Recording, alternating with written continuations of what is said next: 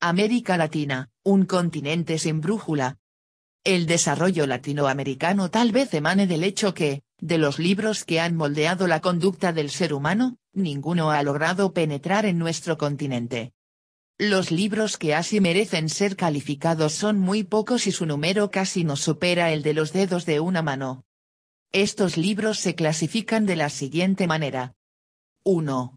Los Vedas, libros fueron escritos por varias generaciones que vivieron hace más de 4000 años en la región geográfica que hoy se denomina India, en cuyos preceptos se fundan el hinduismo, el budismo y otras líneas de religión o filosofía que actualmente influyen sobre el modo de vida de más de la cuarta parte de la población mundial. 2. Analectas de Confucio, libro escrito hace 2500 años por los alumnos del maestro Confucio cuyos proverbios han sido utilizados para justificar los frecuentes cambios inculcados en la sociedad china desde los tiempos milenarios del sistema esclavista y su reemplazo con el sistema feudal sostenido por los sucesivos emperadores que gobernaron hasta mitad del siglo XX. 3. La Biblia. Fue escrita durante un periodo de aproximadamente 2000 años por alrededor de 40 personas pertenecientes a diversas clases sociales y diferentes generaciones. La Biblia se divide en dos partes, el Antiguo Testamento, el cual describe la evolución del mundo desde su creación mítica e engendrada por un ser llamado Yahvé, hasta la sumisión del pueblo elegido ante el poder del Imperio Romano, y, el Nuevo Testamento, el cual empezó a ser escrito en el año 50 después de Cristo y culminó 70 años más tarde con la narración del Apocalipsis, que hasta hoy constituye el último texto bíblico. 4.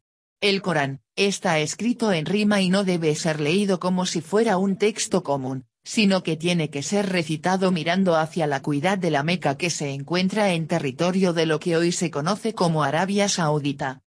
5. La riqueza de las naciones, libro meditado y escrito entre 1766 y 1775 por el filósofo escocés Adam Smith. Además Adam Smith demostró que la riqueza de las naciones no dependía de la explotación del campo y de los campesinos como aseguraban los fisiócratas y la monarquía feudal ni tampoco del apropiamiento de los metales preciosos extraídos de tierras extrañas que tutelaban los mercantilistas sino de la organización social y productiva del ser humano. 6. El Capital de Carlos Marx, libro escrito en 4 partes, de las cuales solo la primera fue editada completamente por un autor antes de su muerte acaecida en 1883. La segunda y tercera parte fueron publicadas en 1885 y 1894, sobre la base de los manuscritos dejados por Marx en manos de una de sus hijas. La versión oficial de la cuarta fue aprobada y publicada por el Instituto Marxista de Berlín en 1956. El libro de Smith fue la más eficiente herramienta revolucionaria de su tiempo, porque sus tesis sepultaron a las dos principales doctrinas de organización económica que hasta ese entonces imperaban en el mundo, el feudalismo respaldado por los fisiócratas y el colonialismo defendido por los mercantilistas. Sin embargo, entre los 6 libros mencionados, es el de Marx, el que logró captar el mayor número de adeptos, solo de manera temporal, ya que más de la tercera parte de la población mundial vivía bajo regímenes marxistas. Hay quienes aseguran que, aunque el nivel de vida de la mayoría de los pueblos siga en deterioro, el marxismo permanecerá sepultado para siempre. Es por ello que en el escenario económico y desde nuestra perspectiva, el libro más relevante entre esos 6 es La riqueza de las naciones. La frase con la que iniciamos este capítulo, debería ser sustituida por la siguiente: el subdesarrollo latinoamericano tal vez, emane del hecho que el pensamiento de Adam Smith jamás ha logrado penetrar en nuestro continente. La frase requiere ser demostrada. A ese objetivo destinamos las siguientes páginas y capítulos que analizaremos a continuación. Ausencia. Adam Smith comenzó a escribir La riqueza de las naciones una vez de haber regresado al pueblo de Kirkcaldy en Escocia, donde nació, luego de haber permanecido ausente por casi 3 años debido a un viaje realizado a París, Toulouse y Ginebra, escoltando al joven duque de Buccleuch, cuya familia era solemne y adinerada. donde trabajó en calidad de tutor particular. Smith aprovechó esa oportunidad para conocer e intercambiar ideas con varios de los más connotados filósofos y escritores, la mayoría de los cuales se encontraban inmersos en el convulsionado proceso político e intelectual que se vivía en los tiempos previos a la Revolución Francesa. Fue necesario que transcurra la mitad del siglo XX, para que la obra de Adam Smith finalmente alcance suelo latinoamericano. Recién en 1958, en la Ciudad de México se publica una edición de La riqueza de las naciones, el libro que había logrado conferir al pensamiento económico su categoría de ciencia.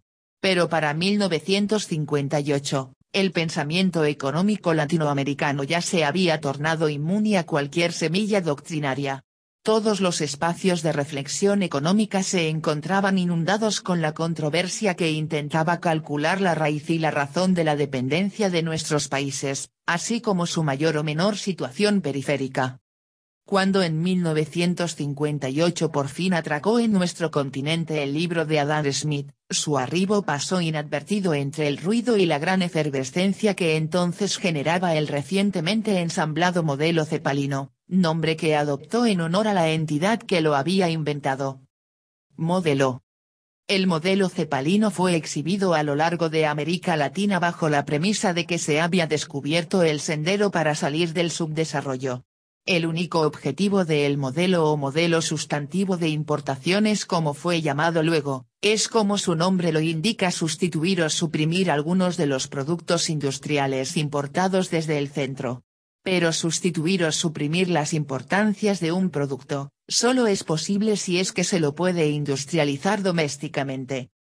Así, antes de ensamblar el modelo se debían resolver tres aspectos: el primer, precisar qué productos podían sustituirse; el segundo, construir un escenario que permita industrializar esos productos; y, el tercero, asignar a cada país las industrias que le correspondía instalar.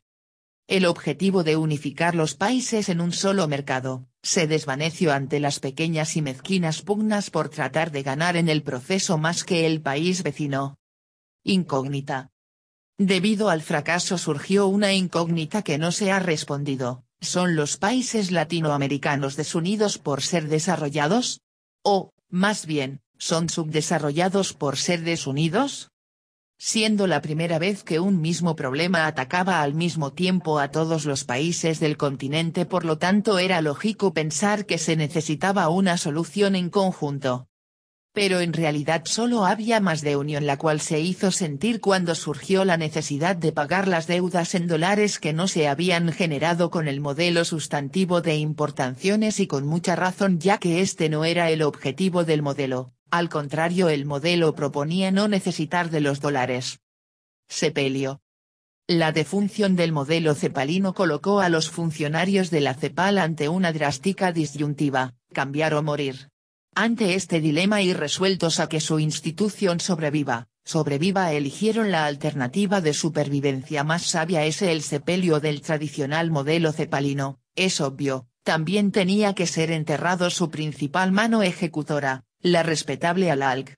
Este hecho y el nacimiento del Mercosur, abrieron camino a una nutrida cadena de acuerdos y alianzas comerciales bilaterales, trilaterales y multilaterales, a lo largo y a lo ancho de las tres Américas. Paradoja. A comienzos del siglo XXI Latinoamérica afronta una visible paradoja.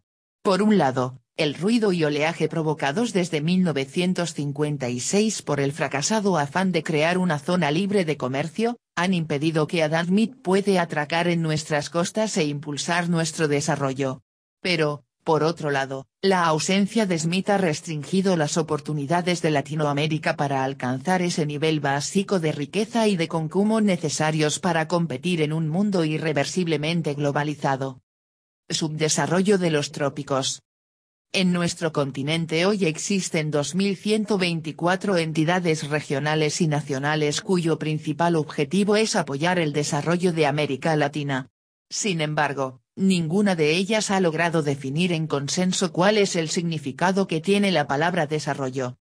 En 1966, la UNCTAD, la cual fue creada 2 años antes como brazo ejecutor de las políticas de desarrollo de la ONU, encargó a dos renombradas cofradías. La primera fue American Economic Association y la segunda organización, Royal Economic Society, de profesionales en ciencias económicas, para que realicen un estudio encaminado a investigar las fuentes que generan el desarrollo de los países. Confiados en el prestigio y experiencia de esas instituciones, así como en el visible hecho de que entre los 188 países miembros que tiene la UNCTAD, más de las 4/5 partes pertenecen al mundo no desarrollado, se creyó que en el estudio por fin se lograría definir qué significado tiene el desarrollo para los países desarrollados. El documento contiene más de 100 páginas, pero algunos latinoamericanos quizá dejaron de leerlo antes de llegar a la segunda página, debido a que en la primera inesperadamente se declara que, en este informe, no hemos considerado pertinente incluir los problemas del ahorro óptimo ni el desarrollo de los países atrasados. A pesar de eso, el informe encierra una muy valiosa enseñanza. Los problemas de los países atrasados pueden no ser pertinentes ni relevantes para las instituciones de los países desarrollados. En consecuencia, el busca una salida al subdesarrollo de América Latina es una tarea obligatoria solo para los latinoamericanos. No obstante, en la búsqueda sí se han cosechado frutos. En los principales rincones se ha descubierto por lo menos una teoría, de la izquierda la teoría de la dependencia, del medio la teoría de la evolución y de la derecha la teoría de los trópicos. Teoría de la dependencia. Se asienta en el combativo y combatido dogma que asegura que el desarrollo de primer mundo nace, crece y vive gracias al subdesarrollo del tercer mundo. A los países situados en Europa Occidental y Norteamérica, además de Japón, Nueva Zelanda y Australia, se les denominaron bajo el nombre genérico de primer mundo. A los países de Europa Oriental y a sus aliados, se los ubicó en el segundo mundo, y, por exclusión, se designó como tercer mundo al conformado por los demás países. Desde luego, a raíz de la desaparición del segundo mundo debido al colapso del bloque comunista, vuelve a tener vigencia la intención original de Alfredo Sauby. Así, el tercer mundo vuelve a representar a los países que permanecen marginados de los designios y negociaciones internacionales. El modelo cepalino sugería reducir la dependencia de América Latina creciendo hacia adentro. Es decir, produciendo para el consumo interno. Pero los oponentes de la CEPAL más bien sugerían seguir la dirección inversa, que América Latina crezca hacia afuera. Es decir, que produzca para exportar. Teoría de la evolución. Esta teoría intenta equiparar el desarrollo económico de las naciones con el desarrollo y evolución de las especies. Bajo esa óptica, los países subdesarrollados necesariamente tendrán que recorrer el mismo proceso de evolución histórica que ya han recorrido los países desarrollados. No obstante, quienes conducen las políticas económicas deben actuar exclusivamente en dos circunstancias. La primera circunstancia se produce cuando, por alguna anomalía externa o interna, el país se ha desviado del sendero natural que lo conduce a su evolución, y, en segundo lugar, si el país se encuentra atrasado en relación a la distancia ya recorrida por otros países que, desde un punto histórico y geopolítico son sus contemporáneos.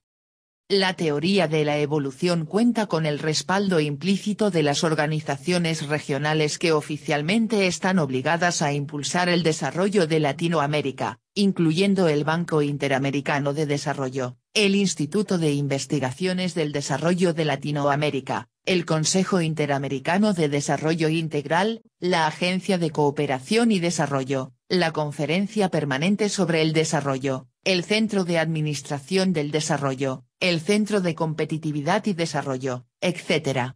En el nombre de todos esos entes se encuentra escrita la palabra desarrollo, pero ninguno intenta definirla. Así, la teoría de la evolución esboza una pincelada optimista en el horizonte del mundo subdesarrollado. Todos nuestros países, tarde o temprano, alcanzarán el nivel de desarrollo que actualmente ya han alcanzado los países del primer mundo. Teoría de los trópicos. Esta teoría se basa en la afirmación de que los latinoamericanos son subdesarrollados porque están ubicados en la zona tropical. Esta teoría ha sido apoyada por el Banco Interamericano de Desarrollo, BID, A pesar de su soberbia estupidez y humilde simpleza, este banco en 1998 publica Naturaleza, Desarrollo y Distribución en América Latina.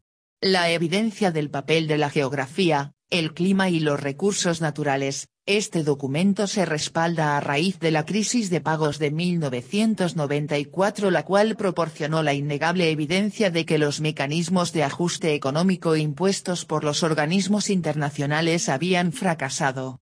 El nuevo diagnóstico, desde luego, requería respaldarse en nuevas hipótesis, para lo cual oportunamente se seleccionaron las tres siguientes. Hipótesis 1. Las condiciones tropicales reducen la eficiencia de los trabajadores y sus salarios. Hipótesis 2. En el trópico, los recursos naturales constituyen tragaderos de capital.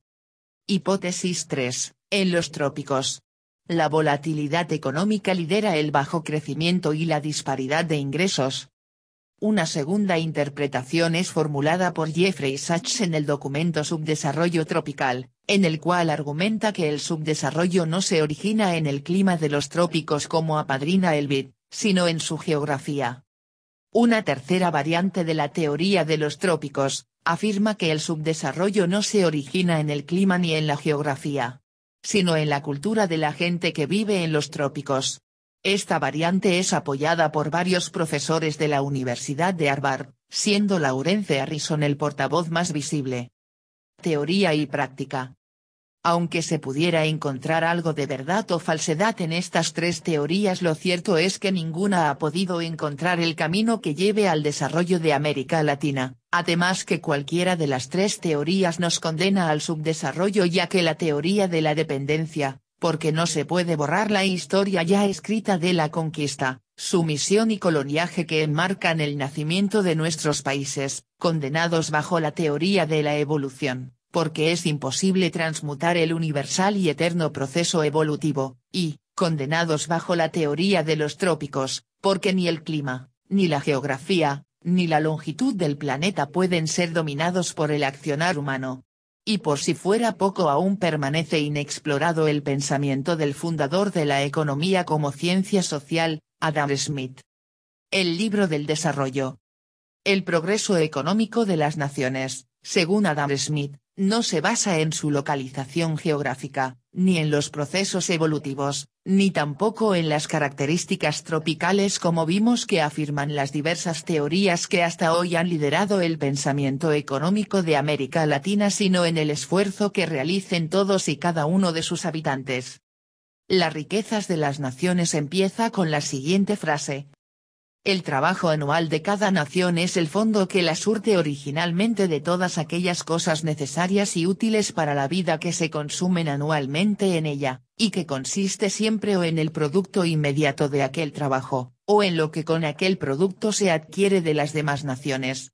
Según, pues, aquella proporción que este producto, o lo que con él se adquiere, guarde con el número de los que han de consumirlo, así la nación estará más o menos abastecida de las cosas necesarias y útiles que más conduzcan para su uso o su necesidad. Por medio una frase resumida del libro de Adam Smith se puede afirmar que la riqueza de una nación depende de tres factores: del eficiente uso de sus recursos naturales y humanos, de un amplio intercambio de sus productos y de una equitativa distribución del ingreso. Este mensaje tiene gran preeminencia para el desarrollo de América Latina. Lo que no dijo. Antes de analizar la obra de Adam Smith, es importante destacar que es mayor el número de personas que citan su nombre, de quienes lo han leído. Es necesario señalar que existen tres grandes mitos que suelen ser falsamente atribuidos a Smith. Primero, la política del dejar hacer, dejar pasar; segundo, la existencia de la mano invisible; y tercero, la defensa del capitalismo. Laissez-faire, laissez-passer. Jean-Claude Marie Vincent de Gournay nació en 1712 en una de las propiedades que su rica familia mantenía en París y llegó a ser uno de los comerciantes más adinerados en la etapa previa a la Revolución Francesa. En 1751 fue nombrado intendente de comercio por el penúltimo rey de Francia, Luis XV, cargo con el que intentó derogar bajo la consigna de laissez-passer todas las normas que en ese entonces limitaban las actividades comerciales. Ante la reserva de la monarquía dejar pasar en la aduana francesa libremente y no se pagaba impuestos de los productos comprados en otros países, Gournay buscó apoyo en las crecientes clase industrial para ver lo que se podía dejar hacer dentro del territorio francés. Así la consigna se amplió a laissez-faire, laissez-passer. En Latinoamérica se dio la consigna a Smith. Por parte de sus adversarios y sus partidarios coincidían en que la frase dejar hacer, dejar pasar demuestra que el fundador de la ciencia económica era radicalmente contrario a la regulación del Estado. En este punto ambos grupos adversarios y partidarios dejaban de coincidir y tenían cada uno sus propias conclusiones, aunque ambas estaban erradas. Pero ninguno de los dos grupos tiene razón.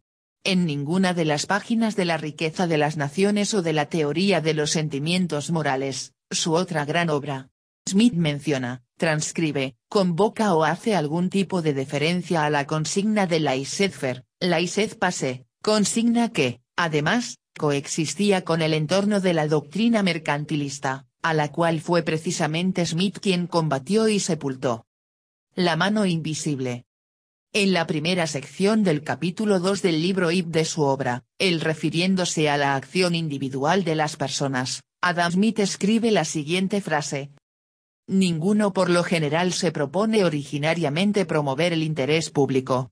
Cuando prefiere la industria doméstica a la extranjera, solo medita su propia seguridad, y cuando dirige la primera de forma que su producto sea el mayor valor posible, solo piensa en su ganancia propia. Pero en este y en muchos otros casos es conducido, como por una mano invisible, a promover un fin que nunca tuvo parte en su intención. A lo largo toda la obra la palabra invisible solo es nombrada una sola vez. Esta metáfora ha sido una de las más utilizadas en la argumentación económica, superada tal vez por otra metáfora libre juego entre demanda y oferta. Lo que busca destacarse es la alternativa de que la mano invisible pueda modificar parte de la ganancia del comerciante y del productor en ganancias para el resto de la población. Esta alternativa no podrá ser refutada ni por el más grande de los adversarios. Se ha levantado un mito acerca de la creencia que la mano invisible conduce siempre a defender al beneficio común, esto es negado por el mismo Adam Smith una y otra vez. La defensa del capitalismo. El otro gran mito alimentado por algunos de sus partidarios y por varios de sus adversarios, gira alrededor de que supuestamente Smith defendía el capitalismo. Cosa que no es así ya que el capitalismo bajo cualquiera de sus muchas definiciones e interpretaciones es un sistema económico que gira únicamente alrededor del factor capital. Adam Smith murió en 1790 a la edad de 67 años. Medio siglo después, en 1840, Carlos Marx declaraba que el capitalismo vino al mundo chorreando lodo y sangre por todos sus poros, frase que contiene lo que quizá constituye la primera referencia histórica en contra del capitalismo. Carlos Marx expresó esa frase cuando tenía 22 años y es natural que ella revele el fragor de su juventud. Desde entonces el capitalismo ha recibido diversos calificativos unos pintorescos y otros más complejos. Mientras que en el pensamiento de Smith, el sistema económico gira alrededor de varios factores entre los que se incluye al capital como un factor más que deben compartir los ingresos y las ganancias, las cuales pasan a convertirse en las rentas, los fondos, los sueldos y los salarios del resto de los factores. Así lo expresa en el siguiente párrafo. Un jardinero, que cultiva su propio huerto con sus mismas manos, reúne en su persona los tres distintos caracteres de propietario, colono y jornalero, y sus productos le pagan la renta del primero, las ganancias del segundo y los salarios del tercero. Lo que dijo. Adam Smith era un hombre muy pacifista que, desde luego, no luchó personalmente por la Revolución Francesa y se puede decir que jamás disparó una pistola. Pero sí con sus escrituras peleó por los ideales de libertad, igualdad y fraternidad que inspiraron la toma de la Bastilla y del Palacio de Versalles. El último párrafo de su obra La riqueza de las naciones concluye afirmando lo siguiente. Más de un siglo hace que están los que gobiernan el Imperio Británico deslumbrando al público con la vana idea de que poseen unos dominios vastos en la parte occidental del Atlántico. Pero este imperio habrá de costar siempre un inmenso dispendio sin esperanza de provecho alguno. Si el proyecto no puede llegar a logro debe enteramente abandonarse, si cualquiera de las provincias del imperio, excúselas, procurando el gobierno acomodar sus futuras miras y designios a la mediocridad real y verdadera de sus circunstancias nacionales. En su último mensaje al gobierno británico, Smith ampara la conveniencia de liberar del coloniaje a Norteamérica. Su amparo no se enfoca en emociones antiimperialista, sino que sus argumentos se dirigen al beneficio económico de los habitantes de Inglaterra. Adam Smith trascendió los límites del siglo en que vivió y de su nacionalidad. Aunque entre nosotros aún sea ignorado, su filosofía tiene plena vigencia para el desarrollo de la América Latina del siglo XXI. Un mundo globalizado. Los problemas que Adam Smith enfoca en la riqueza de las naciones se relacionan con las circunstancias prevalecientes en la época en que vivió, en vista de que con su obra transforma al pensamiento económico en una ciencia social. Su doctrina abarca un horizonte universo que trasciende el tiempo y el espacio. Haciendo un resumen del libro de Adam Smith y traduciendo al lenguaje moderno se puede interpretar que Adam Smith afirma que las políticas del desarrollo económico en cualquier país deben tratar de alcanzar tres objetivos: una tasa de crecimiento del producto, superior a la tasa de crecimiento de la población, un adecuado índice de rentabilidad y estabilidad financiera, y un reparto eficiente y equitativo del ingreso entre diversos sectores de la población. Transitando al siglo XXI. Hasta la Segunda Guerra Mundial, la economía latinoamericana se basaba en la producción agrícola y la explotación de materias primas y minerales, ya que estas actividades le habían permitido alcanzar un nivel de bienestar económico similar a los países del primer mundo. Pero al finalizar la Segunda Guerra Mundial empezó el fin de la era colonial. En el transcurso de 5 años, casi todas las colonias lograron liberarse. Una vez liberadas esas colonias, reorientaron su actividad económica en función a su posición geográfica y geología en capacidad para cultivar y explotar de manera espontánea la mayoría de los productos, materias primas y minerales que se originaban en el suelo latinoamericano. Esta globalización de la oferta colocó a las ex-colonias y a Latinoamérica frente a frente en la competencia por captar y conservar los mercados de consumo de los países industrializados. En esta guerra por capturar los mercados, solo existen dos armas: la calidad y los precios. Pero tratándose de productos agrícolas la calidad es diversificada, la única arma disponible es la manipulación de los precios. Sin embargo, para poder participar en una guerra de precios el país que vende deberá aceptar menos dólares aunque entregue mayor cantidad de productos. Para que un país pueda exportar el gobierno debe devaluar. Así el productor local obtendrá una cantidad mayor o igual a la moneda nacional aunque al país ingresen menos dólares. La gran aceptación que en Latinoamérica se dio, impulsó a la mayoría de los países a tratar de captar por lo menos el beneficio que obtenía el centro instalando fábrica destinada a ensamblar productos que se importaban del mundo industrializado. Los recursos que el Estado podía ofrecer para incentivar la inversión e instalación de esas nuevas fábricas, provenían de dos fuentes: el gobierno podía exonerar impuestos y podía conceder abundantes y subsidiadas líneas de crédito. Estas dos fuentes generaban un déficit fiscal que los gobiernos tenían la obligación de financiar. El sistema funcionó adecuadamente mientras la cantidad de oro y divisas en poder del Banco Central resultaba suficiente para cubrir las transacciones diarias de compra y venta. El profesor Phillips. El profesor Phillips tenía la reputación de ser un investigador serio y riguroso, por eso, cuando en 1958 publicó un trabajo estadístico en el cual demostraba que, durante casi un siglo, el nivel de desempleo en Inglaterra se había movido en dirección inversa al nivel de los precios, inmediatamente quedó sembrada la idea del desempleo e inflación, son como los dos platos de una misma balanza y que, en consecuencia, si el uno baja el otro tiene que subir. En el mundo académico se expandió la idea de que la curva tenía validez en cualquier periodo y en cualquier país. Es posible que hubiese permanecido confinada en algún rincón del mundo académico hasta el día de hoy, pero la elección de Richard Nixon a la presidencia de Estados Unidos lo impidió. En América del Norte. Una vez electo como presidente, Richard Nixon descubrió un déficit comercial muy antiguo. Un déficit comercial puede ser curado fácilmente devaluando la moneda, pero Estados Unidos estaba moralmente prohibido devaluar, y pues, la alternativa era reducir la capacidad de gasto de la población, para lo que se pueden elevar los impuestos, las tarifas y los intereses. Pero esta alternativa chocaba frontalmente con la publicitada promesa electoral de Nixon: crecer sin inflación. Nixon utilizó la expresión fine tuning, que fue tratada al principio por los medios académicos y políticos como un ridículo cliché. Pero esta podía ganar seriedad, si se lograba asimilar a la promesa de balancear la inflación con el desempleo que se encontraba inmersa en la curva de Phillips. En América del Sur.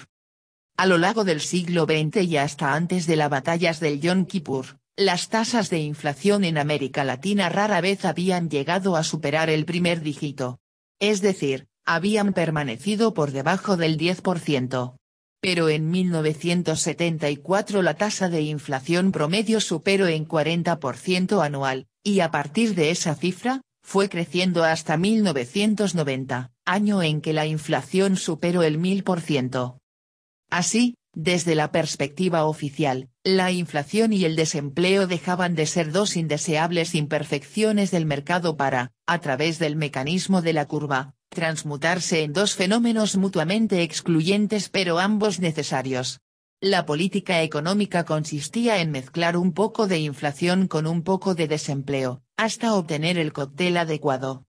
La estanflación, palabra que denota la existencia paralela de estancamiento con inflación, desnudo tres características más visibles del subdesarrollo: el creciente nivel de desempleo, el progresivo grado de inestabilidad y dependencia financiera, y la audaz concentración de la riqueza, agravada por la abierta desigualdad en la distribución del ingreso. Pero esas tres lacras tienen su antídoto en el crecimiento, la estabilidad y la equidad, que son los tres pilares de la economía libre que propone Adam Smith. Conclusiones. Citando al gran economista Adam Smith, se puede concluir que, buscó resaltar en su obra que las políticas de un país deben tratar de alcanzar tres objetivos para el desarrollo económico, que son: una tasa de crecimiento del producto superior al crecimiento de la población, un adecuado índice de rentabilidad y estabilidad financiera, y un reparto eficiente y equitativo del ingreso entre los diversos sectores de la población.